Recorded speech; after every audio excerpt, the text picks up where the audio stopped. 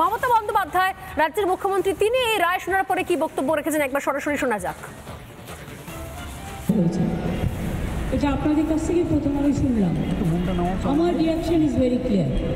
আমরা প্রথম দিন থেকেই ফাঁসির দাবি করে এসেছিলাম এবং আজকেও আমরা সেই দাবিতে অটুট আছি, কিন্তু আদালতের রায় ন্যাচারালি এখন সবাই মিলে কি বলবেন আমি জানি না, বাট আমার কথা আমি বলতে পারি বা আমার দলের বক্তব্য যেটা হচ্ছে, আমরা 3টে কেসে আপনারা দেখেছেন 54 দিন থেকে 60 দিনের মধ্যে আমরা ফাঁসি অর্ডার করিয়ে দিয়েছি, কিন্তু আমি জানি না এটা একটা সিরিয়াস কেস এবং এটা নিয়ে ফাঁসি আমাদের সেক্ষেত্রে বিচারের রায় নিয়ে আমি আমার কথা বলতে পারি। আমরা এটাই বলেছিলাম, আমাদের হাতে কেসটা থাকলে আমরা কিন্তু অনেক দিন আগেই ফাঁসির অর্ডার দিয়ে দিতে পারতাম, ফাঁসির অর্ডার করে দিতে পারতাম। আমি জানি না কিভাবে লড়াই করেছেন, কি করেছেন, কি যুক্তি, আপনারা তো লয়াররা জানেন, সুতরাং ডিটেলসটা তো আমি জানি না, ডিটেলসটা তো সিবিআই করছে এবং আমাদের হাত থেকে তো কেসটা একটা ইচ্ছা করে কেড়ে নিয়ে চলে যায়।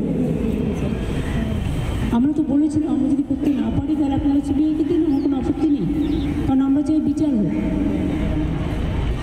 এই নরক বিচারদের চরমতম শাস্তি হওয়া উচিত। দিদি সিবিআই তদন্তে কি কোনো ত্রুটি রয়েছে? আমি এসব বলতে পারবো না, কিন্তু আমি এখনো আপনিও লয়ার, আমিও অ্যাজ এ লয়ার আমি এ কথা বলছি যে আমি তো details but I am not satisfied, কারণ আমি ফাঁসি হলে অন্তত মনকে সান্ত্বনা দিতে পারতাম। মমতা বন্দ্যোপাধ্যায়ের বক্তব্য শুনলাম আমরা। মমতা বন্দ্যোপাধ্যায়ের বক্তব্য, তিনি স্পষ্ট বলছেন যে আমি শুরু থেকে ফাঁসির জন্য বলেছিলাম, কিন্তু যাবজ্জীবন দেওয়া হয়েছে এবং কোর্টের সে রায় সেটাই যেটা বলা হয়েছে সেটাই শিরোধার্য, কিন্তু ফাঁসির জন্য আমরা বলেছিলাম বারবার করে।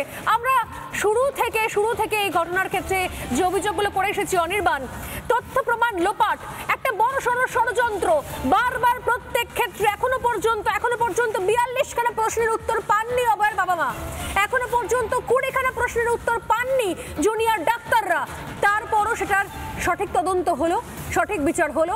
এত কিছুর পরও যদি শুধুমাত্র বিরল থেকে বিরলতম ক্রাইম না বলে যদি যাবজ্জীবন দেওয়া হয় সাজা মূল অভিযুক্তকে, তাহলে সত্যি সত্যি প্রশ্ন ওঠে না।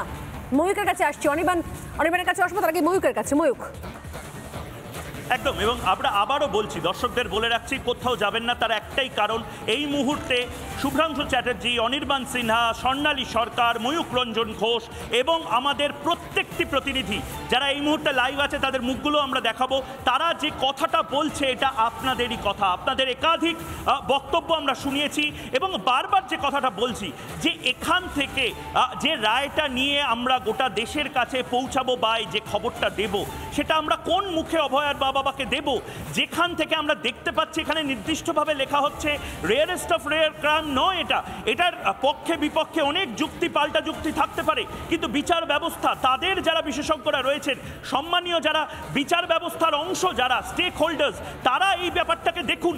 যদি এভাবে হাসপাতালের মধ্যে অন ডিউটি একজন মেডিকেল স্টাফ, তিনি ডাক্তার ছিলেন, তাকে এভাবে ব্রুটালি মার্ডার করে, রেপ করে ফেলে রাখা হলো, সেইটা এভিডেন্স ট্যাম্পারিংটা যদি রেয়ারেস্ট অফ রেয়ার ক্রাইম না হয়, তাহলে এর বাইরে যারা আছে তাদেরও যাবজ্জীবনের চেষ্টা হোক, তাহলে তাদেরকেও এই তদন্তের আওতায় নিয়ে আসা হোক। অনির্বাণ, আমাদের সুনির্দিষ্ট বক্তব্য, আমাদের সিনিয়র এডিটর যারা রয়েছে তাদের সুনির্দিষ্ট বক্তব্য, এটা কি হলো আজ, এটা কি হলো অনির্বাণ? একদমই তাই।